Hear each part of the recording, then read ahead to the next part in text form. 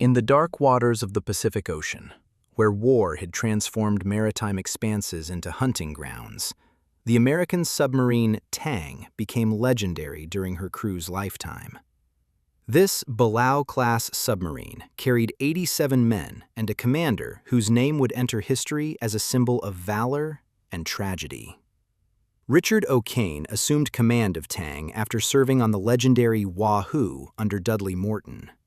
There, he was executive officer and absorbed all the nuances of submarine warfare from one of the fleet's best commanders. Morton taught him aggressive tactics, closing with the enemy at minimum distance and using night attacks from surface position.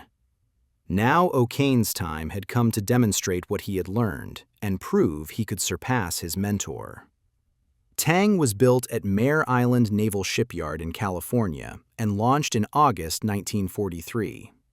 She was a modern submarine, 312 feet long with 10 torpedo tubes, 6 forward and 4 aft.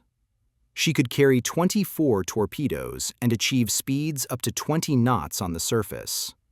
The crew was housed in cramped compartments where every square foot counted. Tang departed Pearl Harbor on her first war patrol in January 1944. The crew was young and determined to prove their worth in a war that had been raging across the Pacific for 3 years. The Japanese Empire still controlled vast territories from Burma to the islands of the Central Pacific. American submarines had become the primary weapon in the fight against enemy sea communications. Life aboard a submarine was far from romantic. 87 men lived in confined spaces with no personal room. Sailors slept in narrow bunks arranged in 3 tiers. Officers had slightly more space, but their cabins were still tiny. The air was always stale, saturated with the smells of diesel fuel, sweat, and cooking food. The daily routine on Tang was strict. The crew was divided into 3 watches, 4 hours each. Torpedo men maintained the complex torpedo tube mechanisms, checking every detail. Machinists monitored the diesel engines and electric motors. Radio men intercepted Japanese communications. The cook prepared food in a galley the size of a large closet. Everyone worked in a state of constant readiness. From the beginning, O'Kane demonstrated an aggressive command style. He didn't hide in the depths waiting for easy prey. He hunted convoys in the heart of enemy waters, penetrating where other commanders feared to go. His motto became closing with targets at minimum distance for guaranteed hits. He believed a torpedo fired from less than 1,000 yards could hardly miss. The first patrol resulted in 2 sunk Japanese vessels. For a debut, this was a respectable result, but O'Kane knew he could do more. The crew was beginning to work as a single organism, where everyone knew their job and could perform it with their eyes closed. The commander studied his men, memorizing their strengths and weaknesses, learning to trust them in critical situations. After the first patrol, Tang returned to Pearl Harbor for replenishment and minor repairs. The crew received several days of shore leave, but most preferred to stay together. A special bond formed between submariners that those who hadn't served on submarines couldn't understand. They trusted each other with their lives every day, and this created a brotherhood stronger than any other ties. The second war patrol began in February of the same year. Tang headed for the Caroline Islands, where the Japanese still maintained important military bases. The target was Truk Atoll, called the Gibraltar of the Pacific. This was the main base of the Imperial Fleet in the Central Pacific, protected by minefields, patrol boats, and shore batteries. O'Kane led his boat into Truk Lagoon during a major U.S. fleet operation. A carrier task force was striking the base, and in the resulting chaos, the submarine could operate more freely. Tang slipped through the minefields using intelligence about safe passages. Inside the lagoon, a scene unfolded that made the submariners' hearts beat faster. Dozens of Japanese ships were at anchor or attempting to reach open sea. Transports, destroyers, cruisers, tankers, all were panicking, trying to escape American bombers. Ōfuna selected targets and began methodical work. The first torpedo went toward a cargo ship at dawn. The explosion awakened the entire atoll. The ship began listing to starboard as water poured through the breach. The second and third torpedoes hit a tanker. Oil spread across the lagoon's surface and ignited, creating a wall of fire. The fourth torpedo went toward a transport attempting to exit the harbor at full speed. The Japanese quickly realized a submarine was inside the lagoon. Patrol boats began dropping depth charges randomly, hoping to catch the enemy by chance. Destroyers activated their sonar and began methodical searches. Ōfuna ordered a dive and took Tang toward the lagoon exit. The next 8 hours tested the entire crew. Depth charges exploded around the submarine, creating deafening noise. Each explosion shook the hull, making bulkheads shudder. Men in the compartments grabbed handrails to avoid falling.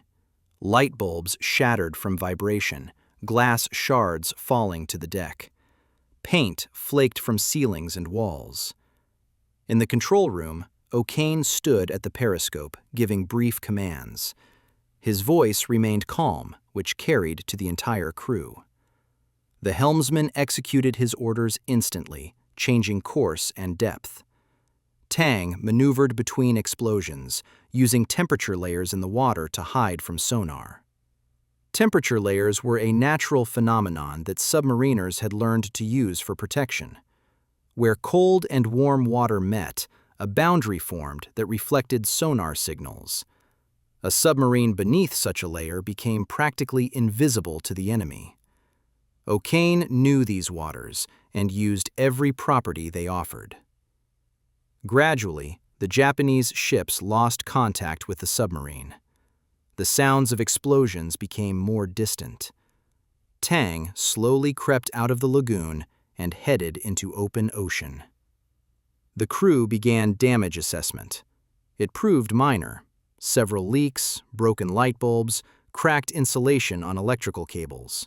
Nothing serious. In those waters, Tang sank 4 ships in several days. Ōfuna continued attacking at dawn when ship silhouettes were clearly outlined against the lightening sky. He fired torpedoes from less than 1,000 yards, which by submarine warfare standards was considered nearly suicidal. But this tactic produced results. Torpedoes virtually never missed. The Mark 14 torpedo used by American submarines was a complex weapon. 20 feet long and weighing 3,000 pounds, it carried a warhead with 600 pounds of explosive. An electric motor accelerated it to 46 knots. A gyroscope maintained the set course, and a depth control mechanism prevented it from going too deep or surfacing. But these torpedoes were temperamental. Early in the war, they had numerous defects. Detonators failed to function. The depth mechanism didn't work properly. Torpedoes passed under targets or exploded prematurely. It took 2 years to fix the main problems.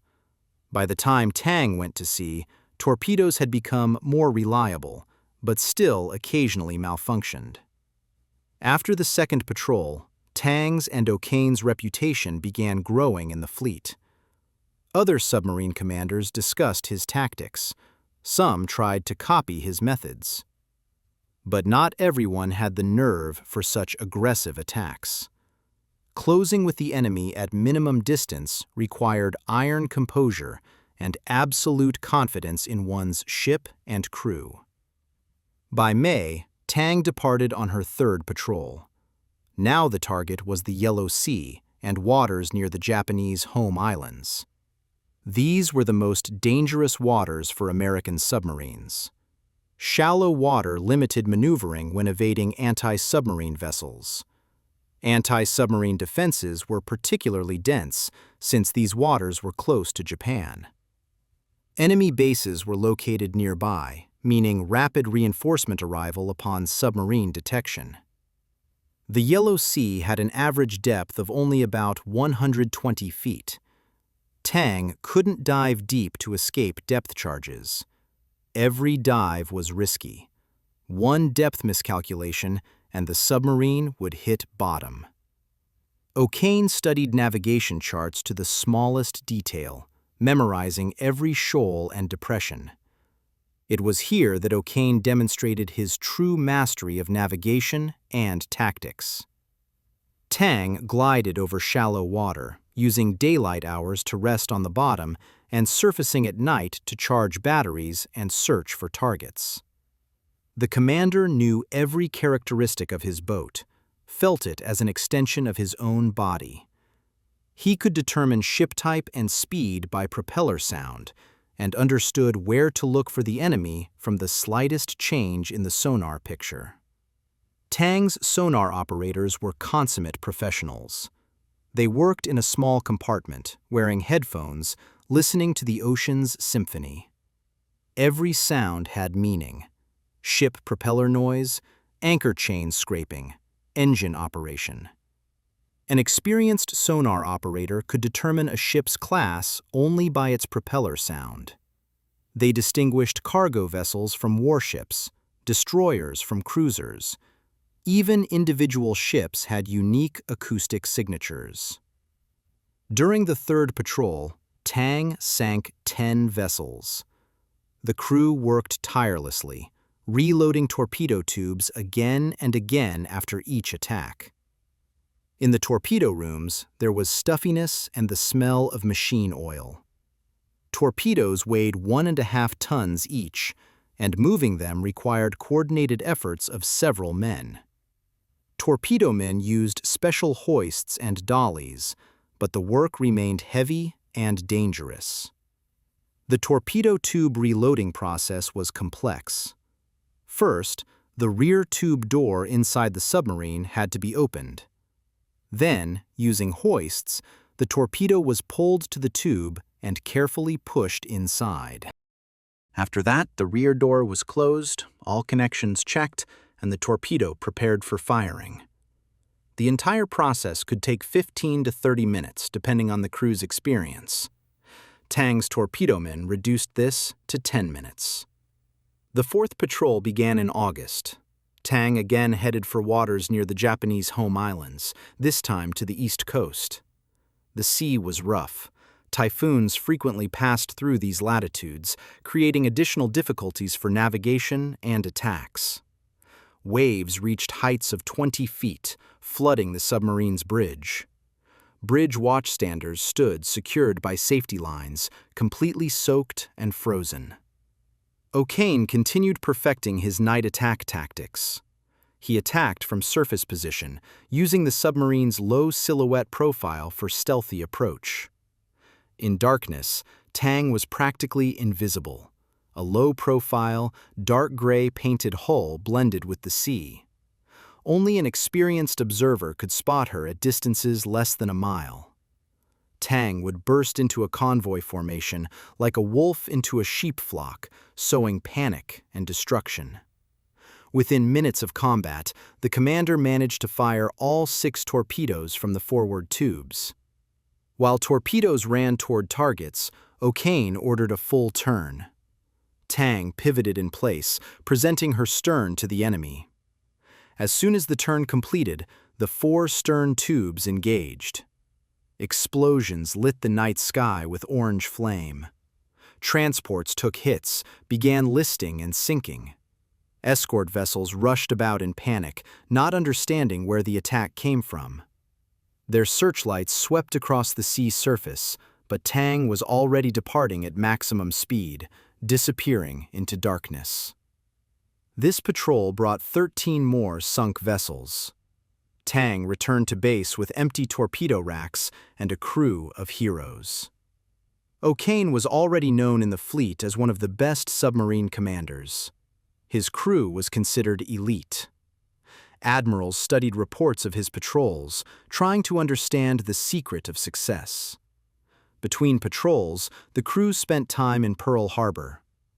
The base was a huge military city with all necessary infrastructure. There were barracks for rest, mess halls, bars, movie theaters. Submariners enjoyed special respect. Their service was considered one of the most dangerous. Many submarines departed on patrol and didn't return. Each time Tang went to sea, no one could guarantee she would return. Ōfuna used this time to analyze past patrols and plan future ones. He studied intelligence about Japanese routes, analyzed anti-submarine vessel tactics, and refined his attack methods. He also devoted time to working with the crew, conducting training and reviewing combat episodes. Every crew member knew that his actions could determine the lives of all the others. The 5th War Patrol was to be the culmination of the commander's and his boat's career. Tang departed Pearl Harbor in early October 1944. The assignment was ambitious: operate in the Formosa Strait, intercepting Japanese convoys traveling from south to north. This was a time when American forces were already preparing to invade the Philippines, and cutting Japanese communications was becoming critically important. The Formosa Strait separated the island of Taiwan from mainland China. Its width was about 100 miles, with depths reaching 300 feet. This was one of Japan's main sea routes. Oil from captured Southeast Asian fields, rubber from Malaya, tin from Thailand, rice from Indochina traveled through it. Everything the empire needed to continue the war. American command understood the strategic importance of these routes. Cutting these arteries could economically strangle the Japanese war machine. Japan lacked natural resources and depended entirely on imports from conquered territories. Without oil, aircraft and ships couldn't operate. Without rubber, there were no tires for trucks. Without metals, factories stopped. Tang arrived in the assigned area in mid-October. The strait waters were saturated with Japanese ships. Transports traveled in convoys of 15 to 20 vessels, accompanied by escort ships. Destroyers patrolled the waters, using sonar to search for submarines. Patrol aircraft flew over the strait, watching for periscopes. Ōfuna didn't waste time and immediately began hunting. His first target was a convoy of 12 transports escorted by 3 destroyers. The attack occurred at dawn on October 18th. Tang fired 6 torpedoes at different targets. 3 transports took hits. 2 of them sank within an hour. The third was heavily damaged and began falling behind the convoy. On October 19th, Tang intercepted another convoy. This time, the attack was conducted at dusk. 4 torpedoes, 4 explosions, 2 sunk tankers. Oil spread across the sea surface, creating rainbow patches on the water. Escort vessels rushed to attack, dropping depth charges, but Tang had already gone deep. Within a week, Tang sank 7 ships. The commander operated with his characteristic aggressiveness, attacking even heavily guarded convoys. The Japanese strengthened anti-submarine patrols. Additional destroyers and patrol boats arrived in the strait. The number of air patrols doubled. But Ōfuna seemed to anticipate their actions, evading pursuers and appearing where least expected. On October 23rd, Tang discovered a large convoy heading north. 30 transports, escorted by 8 escort vessels, moved in formation in 4 columns. This was one of the largest convoys Ōfuna had seen during the entire war. Sinking even part of such vessels would deal a serious blow to the Japanese economy. Ōfuna decided to attack at night from surface position. This was his signature move, which he had perfected over 4 patrols. Tang approached from the dark side of the horizon, where her silhouette merged with the night sky. Speed was maximum, 20 knots. Distance decreased with each minute. The commander selected targets for the first salvo. 3 large transports in the convoy center, plus a tanker on the flank. Distance reduced to 800 yards. Ōfuna gave the command. The first torpedo left the tube with the characteristic whistle of compressed air. 3 more followed at intervals of several seconds. The torpedoes ran toward targets, leaving luminous trails on the sea surface. Running time was about a minute. Tang's crew froze in anticipation. Ōfuna looked through binoculars, observing the targets. The first explosion lit the night with a bright flash.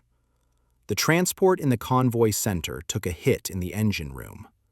The first explosion was followed by 2 more, almost simultaneously. The attack was successful.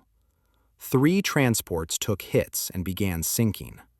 One of them broke in half and went down in less than a minute. The second listed to port with steam escaping from the breach. The third burned, flames engulfing the entire superstructure.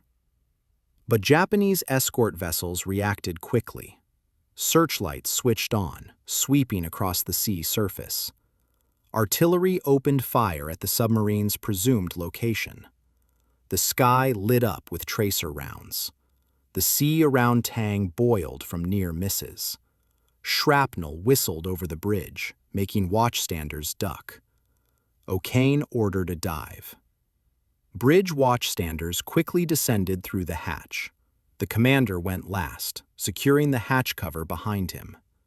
Tang began diving, escaping artillery fire. Water rose over the bridge, then covered the hull. The submarine went to 100 feet depth. For several hours, Tang maneuvered in the depths, while Japanese escort vessels methodically swept the area with sonar.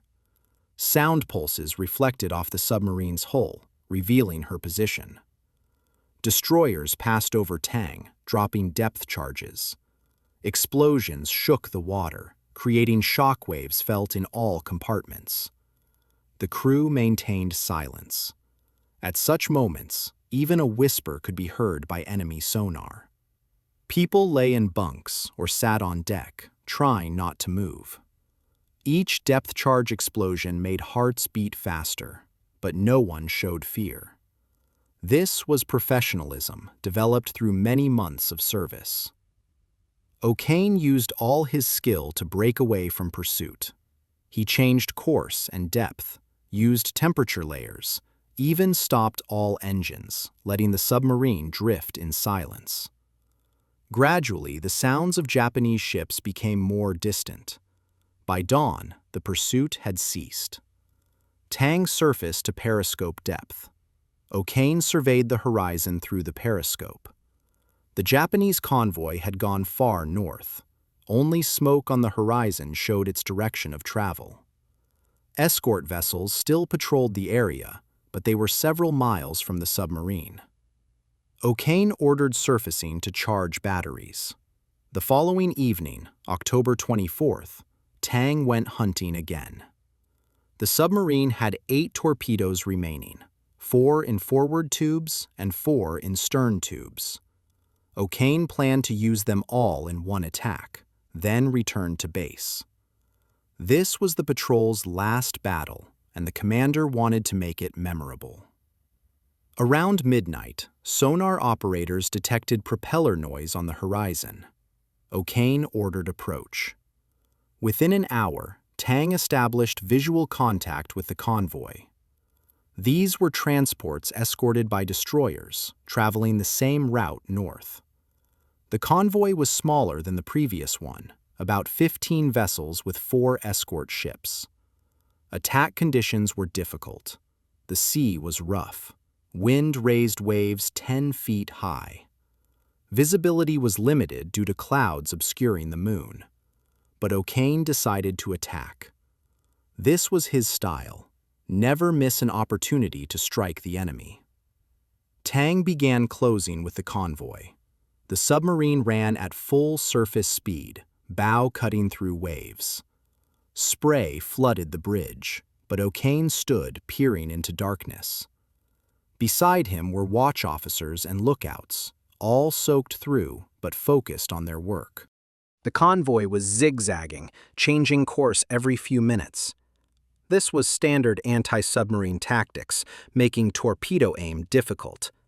But O'Kane had extensive experience attacking maneuvering targets. He calculated angles, speeds, distances in his head. His calculations were accurate. Over 4 patrols, he had sunk 30 ships, and nearly all his torpedoes hit targets. Tang slipped between escort vessels and entered the convoy center. Distance to the nearest transport was only 500 yards. O'Kane could see silhouettes of sailors on decks. He selected the first target, a large cargo transport displacing about 10,000 tons. The first torpedo ran toward the target. After 40 seconds, an explosion sounded. The transport shuddered from the impact. Water poured through the breach. The ship began listing. The second torpedo hit a tanker. A fireball shot into the sky, illuminating the entire convoy. Oil spread across the water and ignited. O'Kane turned the submarine for attack with stern torpedo tubes.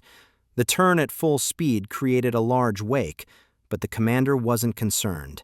The main thing was to fire all torpedoes and leave before escort vessels organized an attack. 2 more torpedoes ran toward targets. 2 more explosions shook the night. 2 more Japanese ships received fatal hits. The convoy turned to chaos. Burning ships illuminated the sea. Transports rushed about, trying to exit the attack zone. Escort vessels couldn't understand where the torpedoes came from. They fired in all directions, creating only more confusion. Tang had 4 torpedoes remaining. O'Kane selected new targets, 2 large transports not yet damaged. Distance was ideal, about 600 yards. Attack angle was correct. The sea had calmed somewhat. Waves had diminished. The commander ordered firing 2 torpedoes from the remaining forward tubes. Both torpedoes ran toward targets. Explosions followed one after another. 2 transports took hits. One began sinking bow first, the stern rising above water with propellers still rotating in air. The second broke in half. Both parts quickly went down. 2 last torpedoes remained in the stern tubes. O'Kane selected the final target, a large tanker displacing about 15,000 tons. It stood separate from the rest of the convoy, undamaged, trying to exit the combat zone. Distance was 800 yards. This was an ideal target for the patrol's final salvo. The commander carefully calculated angles and gave the firing command. Torpedo number 23 left the tube. Its electric motor engaged, accelerating the torpedo to maximum speed. The wake was visible on the sea surface in the light of burning ships. The torpedo ran directly toward the target. But after several seconds, something went wrong. The depth control mechanism malfunctioned. Instead of running at the set depth of 12 feet, the torpedo began surfacing. It broke surface. Its wake became even more visible, and instead of continuing straight toward the tanker, the torpedo began deviating left. O'Kane instantly understood what happened. The torpedo's gyroscope had failed. Without the gyroscope, the torpedo couldn't maintain a straight course. It began describing an arc, making a circle, and this circle was leading it back, toward Tang. Tense silence reigned on the bridge, lasting only a second. Then O'Kane shouted into the voice tube, ordering an emergency turn and full ahead. In the engine room, machinists threw engine control levers to maximum. Diesel engines roared, developing full power. Tang surged forward. The hull shuddered from strain. The submarine began turning as sharply as her characteristics allowed. The wave from the sharp maneuver washed over the bridge, sweeping one of the lookouts away. His companions managed to grab him, preventing him from falling overboard. Men on the bridge watched the torpedo's luminous wake. It continued describing an arc, inexorably approaching the submarine. Distance decreased with each second. The torpedo moved at 46 knots. Tang could achieve a maximum of 20 knots. The mathematics were inexorable. Ōfuna quickly calculated options. There was no time for full diving. It required at least 30 seconds to reach safe depth. The torpedo would reach the submarine sooner. The only option was trying to get off its course, but Tang couldn't maneuver fast enough. Distance continued decreasing. 100 yards, 50, 20. The torpedo wake was clearly visible on dark water. Everyone on the bridge understood what was happening. Some instinctively ducked, though it couldn't help. The torpedo struck the submarine's stern section on the starboard side, in the area of the fourth compartment where the after engine room was located. 600 pounds of torpex detonated, releasing tremendous energy. The explosion tore the night with a blinding flash visible for many miles. Tang's stern section lifted from the explosion force. The hull bent like a tin can. Plating tore, forming a huge breach. Water rushed inside under tremendous pressure. The stern compartments, the engine room after torpedo room after battery, flooded virtually instantaneously. Men in those compartments had no chance of survival. 14 men died in the first seconds after the explosion. Water came so fast, they didn't even have time to understand what happened. Some were killed by the explosion itself, others drowned in the rushing water. Bulkheads between compartments couldn't withstand the pressure and ruptured. On the bridge, the blast wave threw Ōfuna and 8 other men into the water. The commander hit the sea surface, momentarily losing orientation. Cold water brought him to his senses. He surfaced and looked around. Tang was sinking stern first. The bow section rose higher above water. The submarine stood nearly vertical, like a monument to her own demise. Air escaped from the stern breach, creating white foam on the surface. The sound resembled the death gasp of a giant creature. Several more men escaped through the forward hatch. They jumped into water from 30 feet high, trying to swim away from the sinking submarine. Every submariner knew about the danger of the whirlpool that forms when a ship rapidly submerges. They needed to be as far away as possible. Tang submerged in less than a minute after the explosion. The bow section disappeared last, leaving on the surface only circles on the water and rising air bubbles. The submarine settled on the straight bottom at about 180 feet depth, forever becoming part of the ocean. On the surface, 9 men fought for life in cold water. Among them was Ōfuna, several officers and sailors from the bridge. They held on to wooden debris remaining from Japanese transports. The water was covered with oil that clogged nose and mouth, made breathing difficult. Water temperature was about 70 degrees, not fatally cold, but sufficient to cause hypothermia in several hours. Around them, battle still raged. Burning transports illuminated the sea with ominous orange light. Japanese escort vessels fired at imaginary targets, not suspecting the submarine was already on the bottom. Their shells fell in the water, creating fountains of spray. Some exploded near the American submariners, forcing them to dive underwater. Hours dragged painfully slowly. The submariners tried to stay together, but current carried them in different directions. Some began losing strength. Oil caused nausea. Cold water drew away body heat. Ōfuna tried to maintain his companion's morale, but felt his own strength leaving him. With dawn, the sea calmed. The Japanese convoy, or what remained of it, had gone far north. Several burning transports still floated on the surface, slowly submerging. Escort vessels patrolled the area, collecting their survivors. A Japanese destroyer discovered the American submariners around 8 in the morning. They were lifted aboard using nets. Japanese sailors looked at the prisoners with hatred. These men had sunk 30 of their ships in 5 months. Hundreds of Japanese sailors died because of them. Some destroyer crewmen demanded the prisoners be shot on the spot. The destroyer's officer stopped the massacre, but the prisoners were brutally beaten. They were bound and left on deck under the blazing sun for several hours. No water was given, no food either. Then interrogations began. The Japanese wanted to know everything about the submarine, American tactics, and other submarines in the area. O'Kane refused to answer questions, giving only name, rank, and serial number as the Geneva Convention required. For this, he was beaten especially brutally.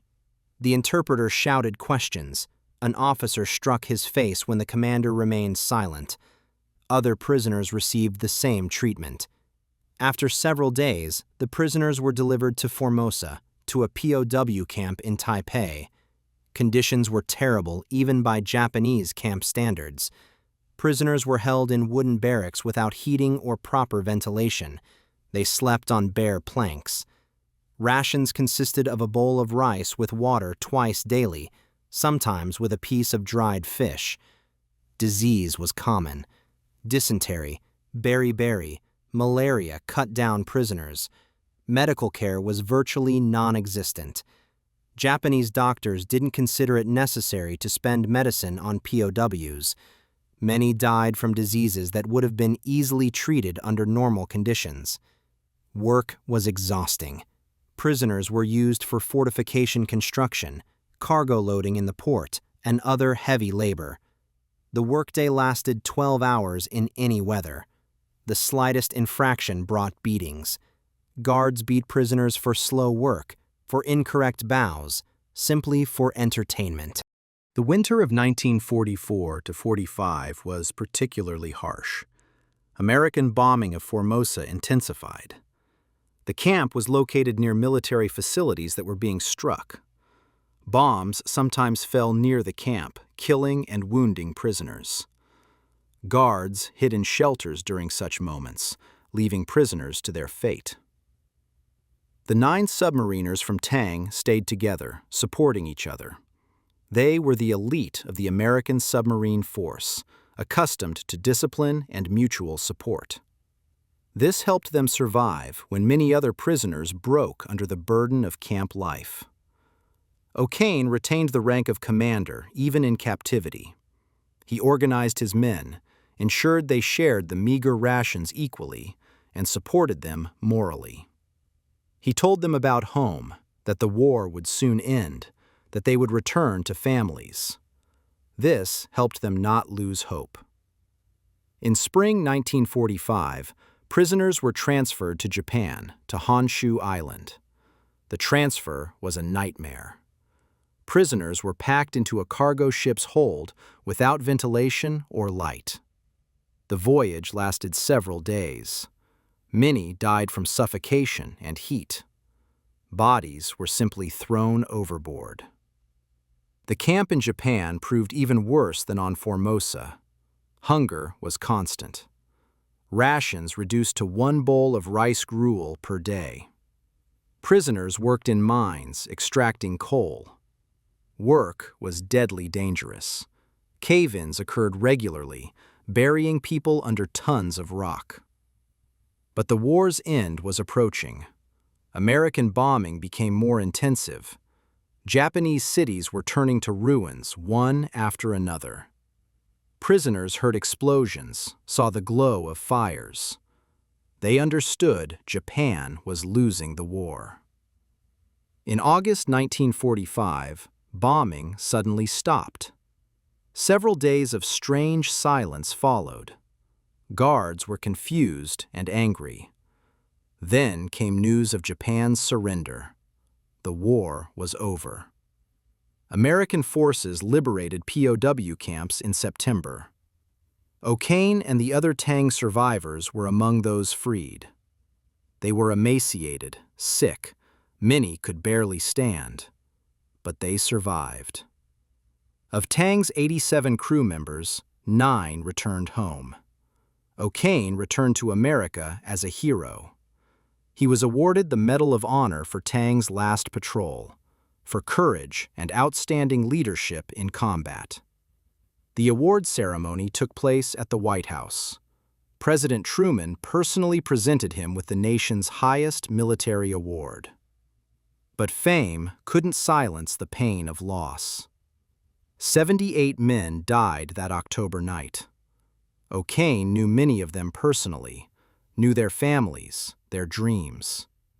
He blamed himself for their deaths, for the decision to fire the last torpedoes, for failing to foresee the defect. Tang sank 33 Japanese ships during 5 patrols. According to confirmed post-war data, the count was lower: 24 ships with a total displacement of 93,000 tons. But even this made her one of the most successful submarines of the American fleet in World War II. Ōfuna became the most successful submarine commander in American fleet history. He had more sunk ships to his credit than any other submariner. He continued service after the war, rose to Rear Admiral, and retired in the early 1960s. He lived a long life, dying at age 83. Until the end of his days, he regularly met with the 8 other Tang survivors. They gathered every year on the anniversary of the submarine's sinking, remembering comrades who remained on the Strait bottom. Tang's story became one of the most famous in submarine warfare annals. Books have been written about her, documentary films made. Her story is taught at the Naval Academy as an example of wartime courage and tragedy. After the war, the American fleet built a new submarine named Tang. She was launched in 1949 and served until the 1970s. The tradition of assigning this name to submarines continues. The last USS Tang was decommissioned in the early 2000s, but the name lives on in the fleet's memory. The wreckage of the original Tang still lies on the Taiwan Strait bottom at about 180 feet depth. The exact coordinates of the sinking site are known, but this is a war grave protected by international law. Visits are possible only with permission from authorities and the U.S. Military Department. Several expeditions have surveyed the wreckage in recent decades.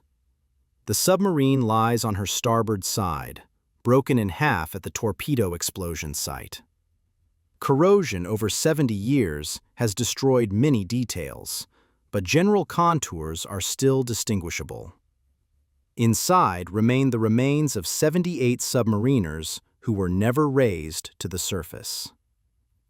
Tang's story reminds us of the price paid for freedom. Submarine warfare was one of the most dangerous forms of combat operations in World War II.